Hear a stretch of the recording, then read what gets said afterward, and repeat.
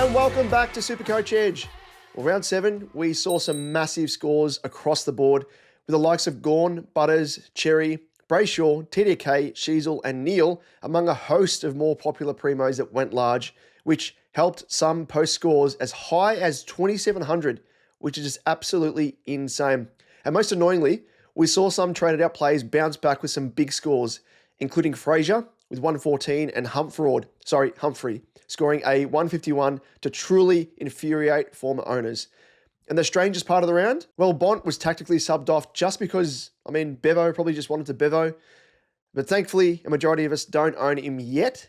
Otherwise, someone would deserve a paddlin, as Jasper from The Simpsons would say. Oh, you better believe that's a paddlin. I am rolling solo once again, but busy lives, they come first, of course, before SuperCoach. But I've somehow found a little bit of time myself to punch out this episode, and awfully grateful for those of you tuning in from week to week.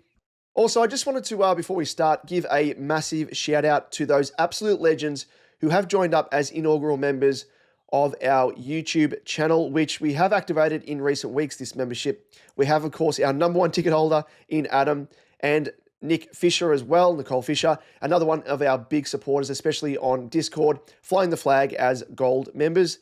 And whilst we were also blown away by the massive support of Craig Romeo as our most recent to have signed on as a SuperCoach Edge member and holds the illustrious title as our inaugural Platinum member. So a massive, massive thank you to all three of you, as your support does mean the world.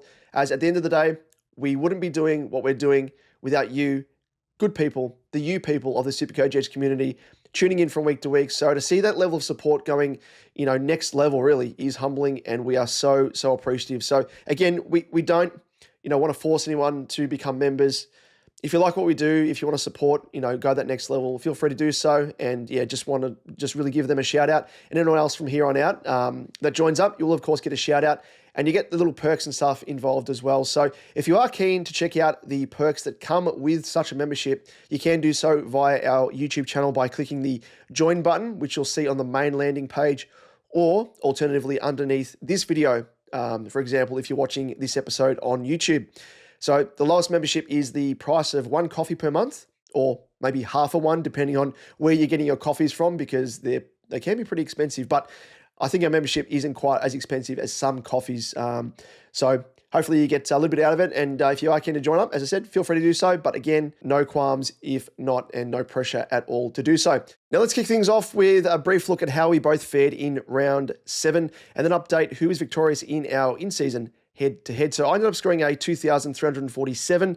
Now, on a normal week, that would be considered a pretty good score, but it wasn't a normal week, as we spoke about at the top of the episode. So I ended up dropping rank 4.7k spots, and now am ranked 4,042nd overall. So after making back that ground that I lost the previous week, I now slid back to, virtually where I was 2 weeks ago. So it's almost a bit of a plateauing in a sense, if you're losing weight or you're going to the gym, trying to make gains. I'm going to look at things in that context there, because, it's kind of like one step forward, one step back, one step forward, one step back. So the main thing is we're not actually losing extra ground. We're just kind of back where we were. So it's a bit of a positive out of a negative. I'll take it as that. And much of my below par score was due to the fact the bloke with the 2 first names in Bailey Dale, who absolutely shit me because he shit the bed with a score of 70. I'm going to refer to him now as Dale Bailey, just out of disrespect, because he just disrespected my team. Now, Holmes was also another one who had an off game. He scored a 70. While Sarong, once again, also failed to hit his ceiling with another score that hovered around the 100 mark.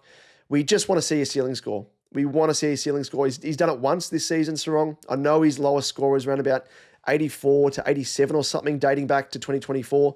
But come on, we enjoy these like high floor games, but we want to see those high ceiling games. Come on, Sarong. Now, in terms of trades, I sideways won slowing cash cow in trainer to one about to be overflowing with cash in Flynn, who scored a 105 and increased a handy 79.2k. And then it was time for correcting a non-playing rookie in Campo to Matt Carroll, another blue bagger, to ensure the cash generation kept ticking over. So if you did do that, I think it's a very sensible move. Now, rookie roulette, it struck again for me, and in a bad way, because Reed has been central to this, and I think he's kind of been central to all these rookie roulette moves that have gone against me in recent weeks. So Zach Reid, he was stuck on the bench with a score of 90, and then likewise, Cleary up forward, he scored an 89 on the bench. But end of the day, just good to see that we have cash generation ticking over. So let's go through how Liam scored in summary. He ended up scoring a 2,377, and he increased roughly around about 5K ranks, now ranked 45,194th. But as I always say, like we're heading into the 8th round of the year, it's a long season and you can easily make your way back. And I've seen it done before previously. So just with some shrewd trading, you can easily climb the ranks. And shrewd trading, that's what Liam did, because he brought in boom recruit Nicky Dacos off the back of getting in merit the previous week. And he also brought in Matt Flynn as well for future investment. And Liam has been able to snap his losing streak in our head-to-head as well, with a 30-point win over me, with the differential now sitting at 4-11.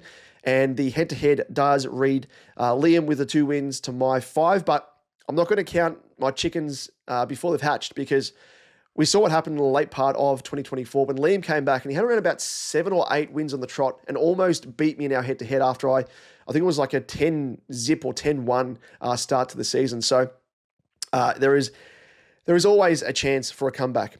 Now, if Liam was here, I would turn to him and I'd say, press play on that record, lay it down, and spin that track, because it is time to unveil our wrap-up of the week in parody form with the round remix. Captain Loophole, double score dream, best 18 heroes, that's the ultimate scheme. Super coach hustle, points on the board, every player stats like a secret hoard. But now is the time to get your fix. It's the Super Coach Edge round remix. Round remix. Now, each week we lay down an absolute banger of a track. Well, hopefully it hits and it is a banger, which best summarizes the round that was. Now, this round, we're treated to a bit of a diss track. Now, you might remember one of the earlier tracks. It might have been round 2, maybe round 3. We unveiled a track called No Pal Pepper of Mine, where we critiqued SPP for being a bit of a fake cash cow. Off the back of that, he actually responded. And in turn, in terms of scoring anyway, not verbally, but we probably could have received some hate mail from him. Such was the dissing that we dished out. But he returned a score of around about 80 against Richmond, I think it was. And then he went to shit again. And personally, I traded him out. And off the back of that, ever since then, he has almost scored without burden in knowing that I owned him, because he's gone 80s, 90s, tons, and he's increased massively in price.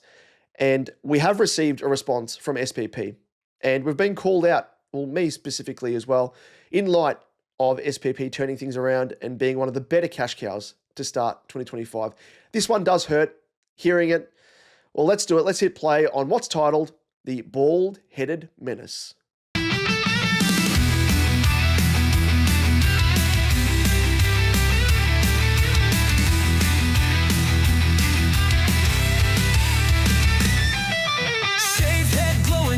So bright, takes the field with fire, igniting the night. Critics talking loud, but he's got no fear. Sam Powell Pepper makes it crystal clear. Oh!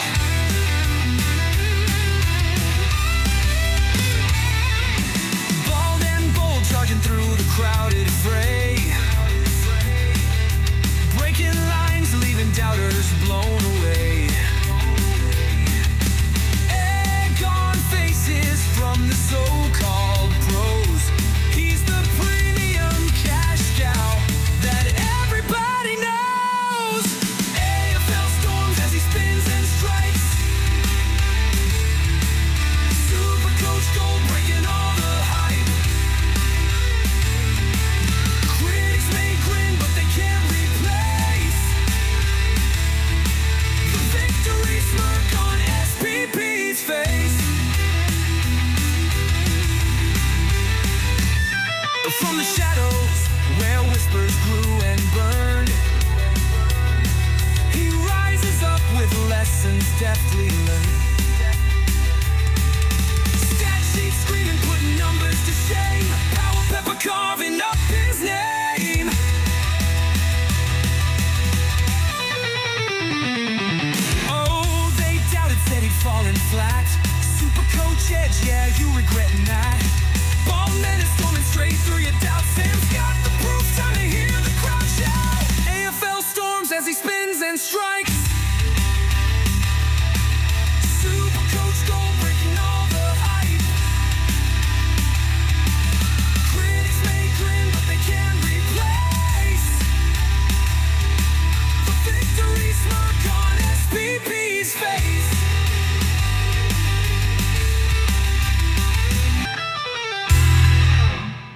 No doubt that song was commissioned by SPP himself with lyrics such as, "Oh, they doubted, said he'd fallen flat, SuperCoach Edge, yeah, you're regretting that." Come on, that's a low blow. Egg on faces from the so-called pros, his premium cash cow that everybody knows. Well, everyone except for me and Liam. If you're watching this episode on YouTube, let us know in the comment section below how you rate this track. I think last week there was a couple of haters, and we always say they're going to be bangers, but we know that some do miss the mark, especially those that sound like Nickelback. So we do apologize for those people having to listen to that. But a bit of fun, bit of humor, and that's why we do it. Of course, as always, like all good DJs, if you do have a great idea for a track, let us know. Hit us up because we want to get you guys and girls involved. So slide into our DMs, hit us up on Discord, all that sort of stuff, and we will happily take your creative ideas. Now, with round 8 on the horizon, let's jump into trade talk with The Price is Right. The price is right. The price is wrong, bitch. For those tuning in for the first time, The Price is Right is the segment where we discuss potential trades and trade targets from week to week, or whether a specific player under question should even be traded at all. Now, we're going to kick things off with the first category of You're Fired, and no real surprise here. Dale Bailey, aka Bailey Dale, defender, 473.1k, break even of 116. Now, he has been arguably the SuperCoach yo-yo, and he's yo-yoed yet again with that score of a 70 that he had on the weekend, following scores of 93 and 68.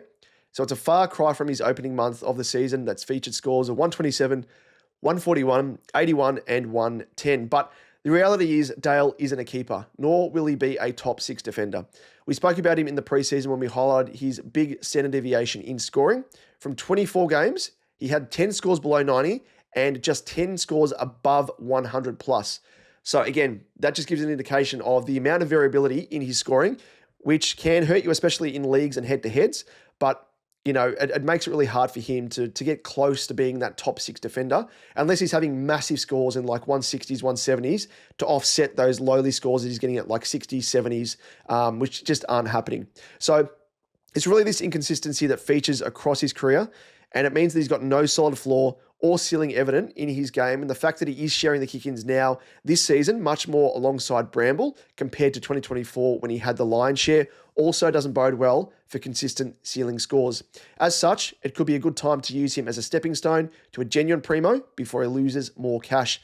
Now, we haven't spoken, or we won't speak about him in this episode, but there is potentially like a Jack Sinclair you could bring in, who's still got a little bit of money to lose because he has a massive break even this coming round 8, but he is prime for the picking. If you want to potentially go early and go Bailey Dale to Jack Sinclair, because Bailey Dale is going to more than likely lose a bit of money. At the very least, if he performs like he has been below par, you can go down that route. But let's move on to the next category, and it is in the firing line, and it is first up Sam Davidson, mid-forward, priced at 310.4k with a break-even of 50. And last week, Davidson was able to extend his cash generation a tad more with a score of 82, but after a 51 to follow, his break-even has now climbed closer to his average.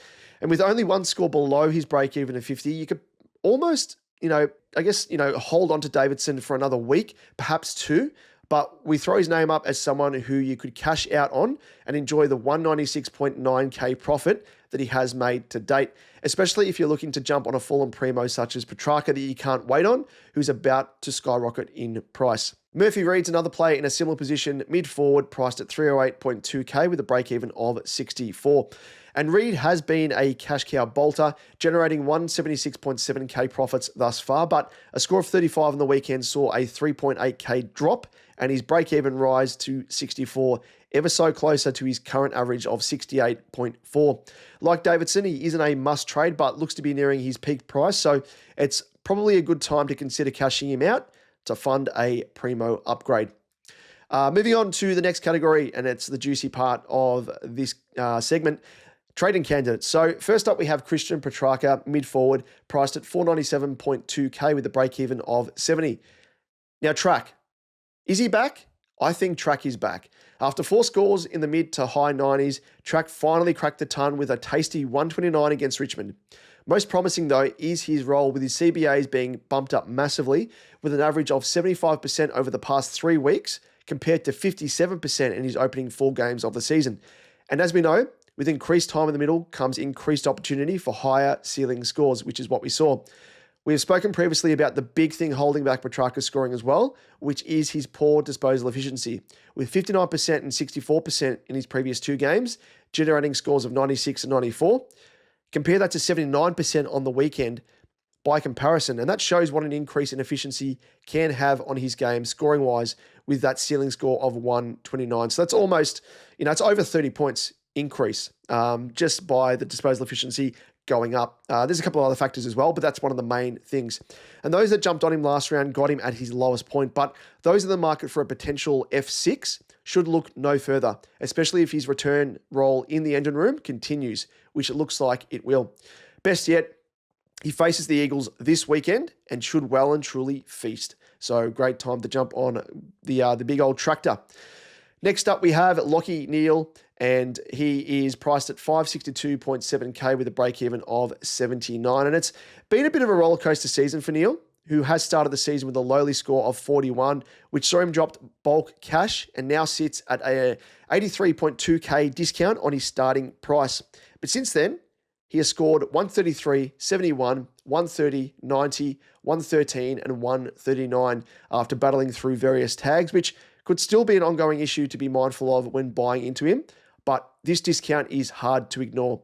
His fixture looks tasty over the next 3 weeks also, with games against Gold Coast, North, and Melbourne, all of whom he's averaging 110.7, 119.4, and 114.2 against. So, good run coming up for Neale, and could be one to Lachie in. That was bad. That's a paddlin. Moving on to Rowan Marshall, ruck 451k with a break-even of 68. And Marshall has lost a total of 152.5k, which is insanity considering his opening 3 scores read 82, 121, and 117. But from then on, he suffered a lean patch with scores of just 61, 52, and 65.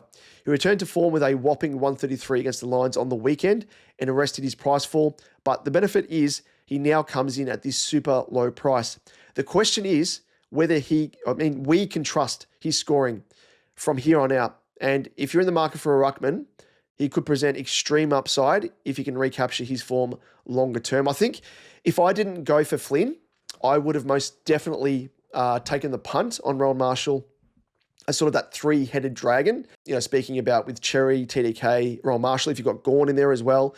But with Flynn in the flex, there's no way to bring Marshall in unless you're punting one of your R2 players, which I don't think is worth it, in my opinion, because it's a little bit of a risk. Marshall has had the tendency to do this type of scoring in the past. We saw it last year. He did a similar thing and then bounced back. So, yeah, for me, I am not going for him, but I can see the appeal, especially if you do need a ruckman, so don't mind that. Speaking of rucks, though, we move to Matt Flynn, ruckman 341.1k with a break-even of -45. We spoke about Flynn last week as our number 1 trading candidate, and we hope you listened, jumped on, and he justified it with a score of 105 and increasing 79.2k in price, which a majority of us new owners enjoyed.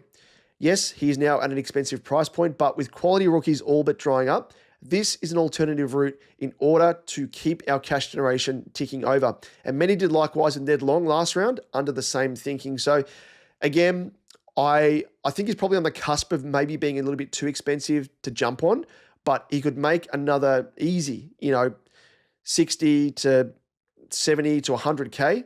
And just looking at his scoring here, a score of 95 this coming round will see him increase 60k and tick ever so closer to the illustrious 150k profit mark. So I think there's a chance that he could go up another 100k from where he is priced at now.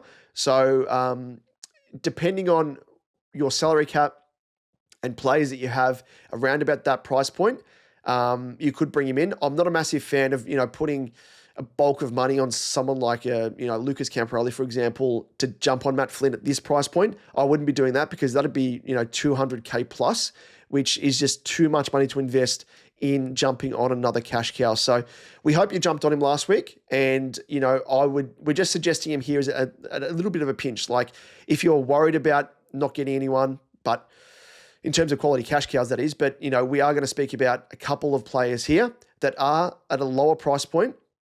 You can jump on, a little bit riskier, but should make just as much or around about, similar to what Matt Flynn can make. So the first player is Henry Hustwaite, midfielder, 121.2k with a break-even of -23. Now, we are normally advocates for rookies that have only played one game, and Hustwaite is that player, but such is the barren landscape that we're just discussing that are the cash cows on offer, we may have to take a bit of a gamble by bringing in Hustwaite early to allow us to continue our upgrades this week and jump on the likes of a Petrarca before his price catapults. And he got his opportunity, Hustwaite, largely off the back of Connor Nash being suspended for 4 games, and he actually, to his credit, scored a very impressive 72 off 24 disposals, 2 marks, and 2 tackles. And the promising thing is he was given a great endorsement from Sam Mitchell himself, which suggests he will stick around in the side, at least for the short term.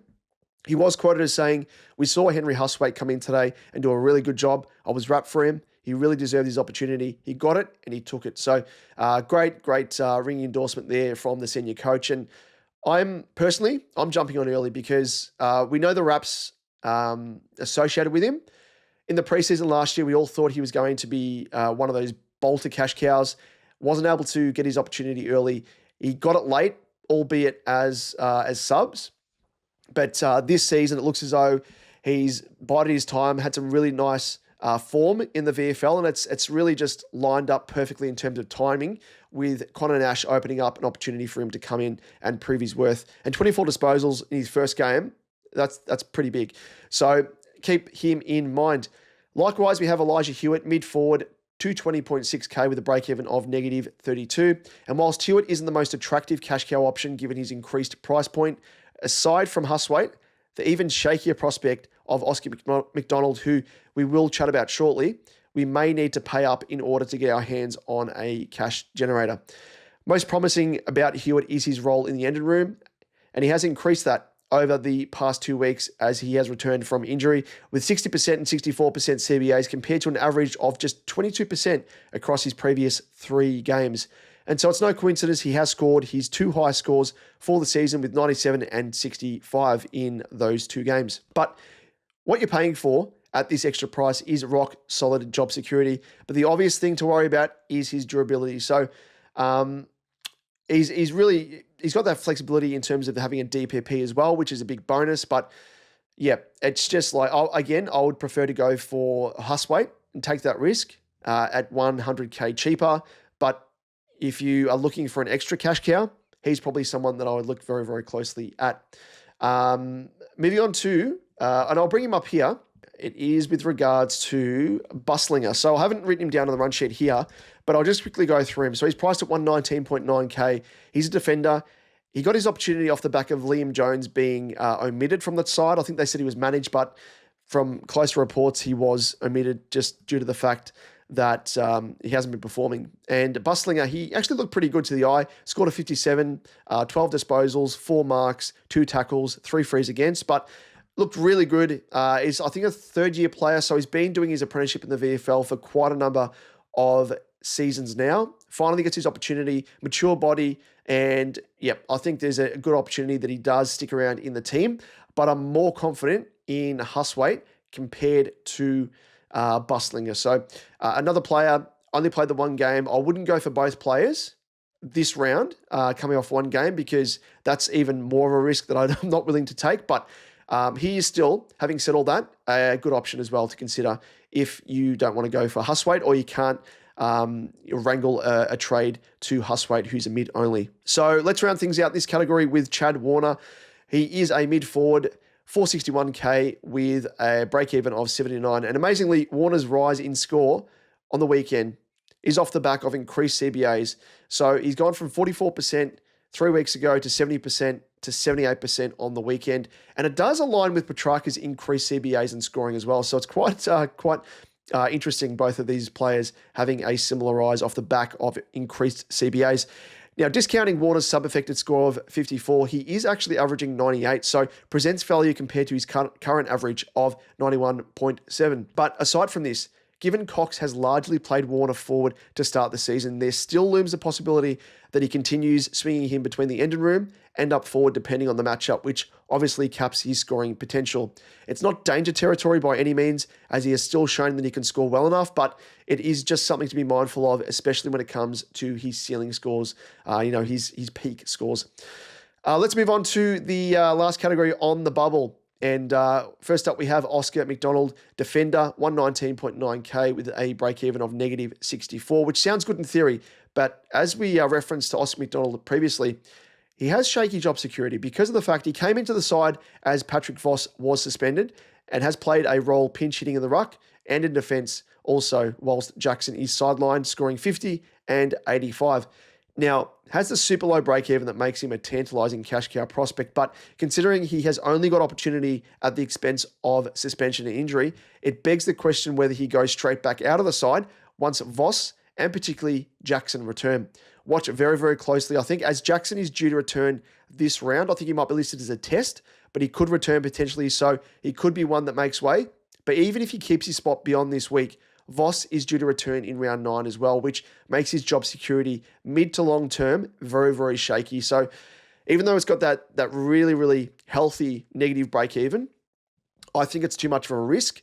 Considering that if you're in my boat and you've got the likes of Clay Hall, if you've got a Gross, if you've got Sartis who are on your bench and not playing and not making money, you can't really afford to take a gamble on a player that may be out of the side and not making money in Oscar McDonald. So personally for me, I'm not going down that route. I think it's too much of a risk. And likewise as well, I still have Zach Reed making money in defence. And I've just brought in Matt Carroll and Saad El Houli the previous week as sort of that swingman between mid and defence with Holmes. So I am not in a position to do it, that move, even if I wanted to. So just keep that in mind with Oscar McDonald. And likewise as well, James Tunstall, forward mid, 119.9k for the Lions with a break-even of -30. He scored a promising 88 in his first game and only to then be the starting sub in his second game and score a lowly score of 13. Looks like a depth player at this stage at the Lions, so I have no real confidence he's able to keep his spot and will at best be seen as nothing more or nothing much more than a sub candidate in the Lions team. We already saw, as I mentioned, the amount of dead cash cows, non-playing rookies that we've got in the form of Campo, Sartis, Gross, Hall. So I am not sure it's worth, again, taking the risk on Tunstall, much like Oscar McDonald, unless we know he is solidified in the Lions' best 22. So for me, he's a pass, but of course we mentioned both of these boys because they are the only two on the bubble. We move on now to the next segment, of course, and it's the segment where I think in this case, Sam Powell-Pepper wanders into the cockpit. He'd look me square in the eye and he'd be like, I have bested you. You traded me out. And you know what? Off the back of that, I'm the captain now. Look at me. I'm the captain now. SPP haunting me. Now, in I'm the Captain Now, we chat about what VC and C options you've got for the upcoming round of SuperCoach. As always, we scrounged through the data and found the best options for you to consider and narrowed it down to our top options. So first up, we have Max Gawn. Gawny is coming off scores of 122, 145, 117 and 174 and now faces the Eagles. Now, in theory, he should make light work of Matt Flynn, but we should mention that Gawn historically has been targeted by the Eagles and kept the scores of 100, 109 and 73 in recent times. But I think we'll back him in off the back of his insane form line at the very least. So could be a very, very big score again for the big old Misogorny Max Gawn. Andy Brayshaw is the next player and another one who is in insane form with scores of 131, 135, 155, 120 and 157 in his recent games for 2025. Now comes up against the Saints, who he has scored 120, 70 and 189 in his past 3 against. But does he finally attract a tag from the opposition coach in the form of Winhager? If not, he could be in for another big one. But surely, Ross the Boss, surely you're going to do what other coaches haven't done. And that's pay attention to Brayshaw. And let Sarong, my Sarong, please, let him free like a bird. But yeah, Brayshaw, if he does get off the chain, he's going to have a big one, I think, as well. Zach Butters. Now, Butters naturally makes the cut here among our top 5. We actually got top 6 here because such is the quality of this round of captaincy candidates. And he comes in on recent form alone with scores of 135, 164 and 162 in his past 3 games. He now faces the Dogs, who he has scored 159, 118 and 146 against in his most recent encounters. So Zach Butters, keep churning that butter. He is a very good candidate if you have him in your team. Likewise as well, Tristan Xerri, and we spoke about him last week as a bit of a left field captaincy option, and he returned the goods for those that jumped on. with a score of 158 following on from his 144 the previous week. He now gets the plum matchup against the dusty old ex-teammate in Todd Goldstein. It's the former apprentice squaring off against the former master, and it's fair to say Xerri has him covered around the ground and could absolutely unleash on the ruck, considering that Darcy Cameron was able to easily score 125 on Anzac Day. So he should wipe the floor, I think, with Goldie and be a very, very viable option. Likewise is Marcus Bontempelli Bont. Now, he lit it up in his first two games for season 2025 with scores of 159 and 128, which would have been more had he not been tactically subbed on the weekend by good old Bevo. He faces Port this weekend, who he has scored 106, 125, and 145 against in his previous three encounters. And to round things out, we have Lachie Neale. Somehow avoided the Windhager tag surprisingly on the weekend and returned a score of 139 against the Saints. But now with the Suns on the horizon, that was bad as well. Oh, you better believe that's a paddlin.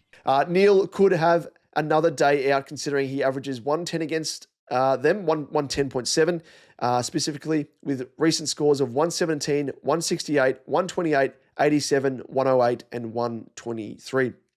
Now, onto our captaincy head-to-head tips. Liam went with the very cheeky selection of Xerri, who smashed out that huge 158 and delivered him the win over me after I opted for Nicky Dacos, who scored 125.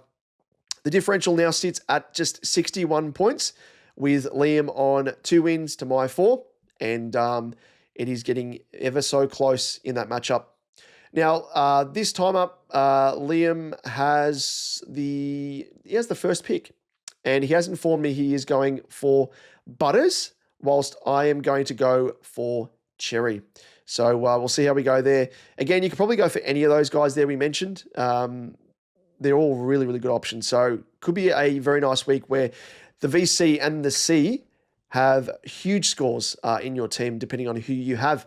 Now, let's move on to the last segment. Of course, it is the Q&A, the segment where you come to us with the questions. We deliver the answers. It is Saul Goodman. Wait, Jimmy, what? It's all good, man. First up, we have a question here from on Twitter, @morepointy. He asks thoughts on Chad.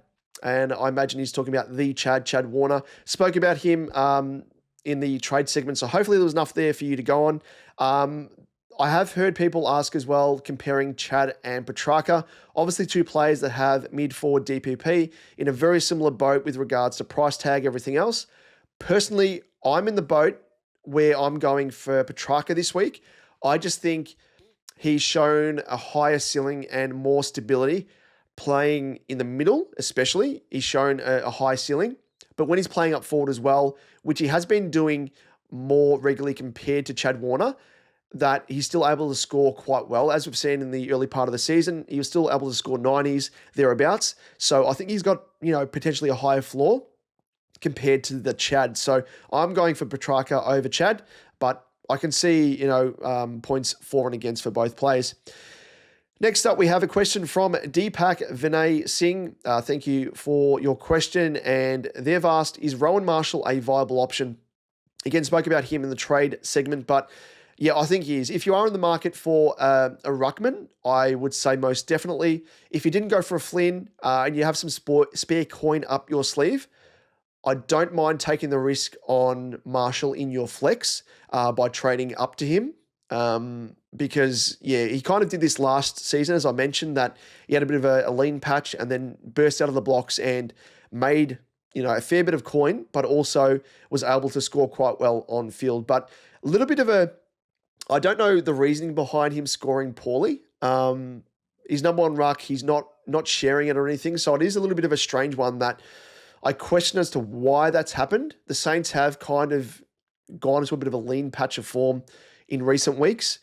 But on the weekend, he was still, to his credit, able to score quite well, despite the Saints being bested by the Lions. So I think is an option, but not one that I would seek out and spend a whole heap of money on. If you have rookies that you need correcting, and if you have an opportunity to get your hands on the likes of Petrarca, Warner, Neale, even all these falling primos that are at a very big discount, so I'd be looking to get them and the big cash cows in first.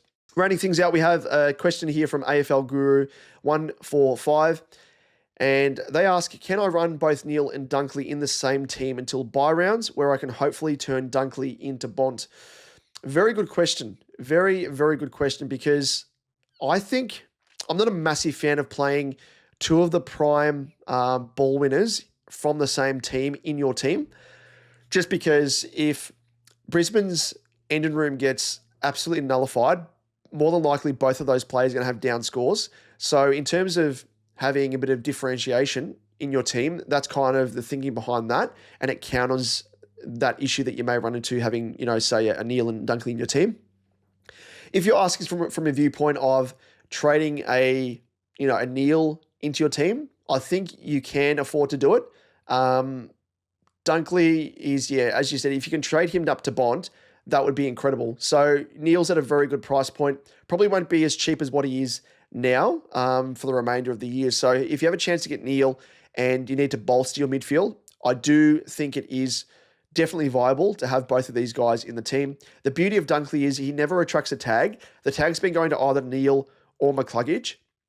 So Dunkley, I think, kind of has that that shield as a part of his game when it comes to SuperCoach. Doesn't attract attention. But yeah, with Neale, as I said, if you want to get him, and you've already got Dunkley, I think it's fine if you are looking to trade Dunkley to Bont. Now that does bring us to the end of the episode. But before we go, Liam, I usually ask him, where can our listeners find us across our socials? And I'll step in and impersonate for Liam. And he'll say, on YouTube, simply search SuperCoach Edge. And don't forget as well to give us a like and subscribe to be notified of when our content does drop from week to week. On Twitter, you can find us at SuperCoach_Edge. You can find myself at DamoJ88. Liam, you can find at LiamEvans_95. Facebook, Insta, TikTok, just search SuperCoach Edge and you'll find us there. Likewise as well, want to just give you a little bit of shout out to our Discord.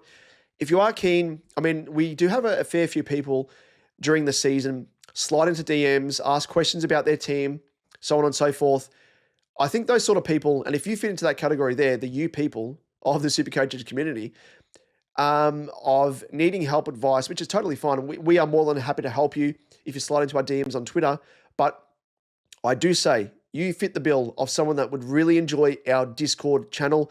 It's virtually like a Twitter. It's 24/7. It's like a forum / live chat. There's multiple rooms where you can chat about trades. You can chat about captaincy options, general discussion, banter, everything else.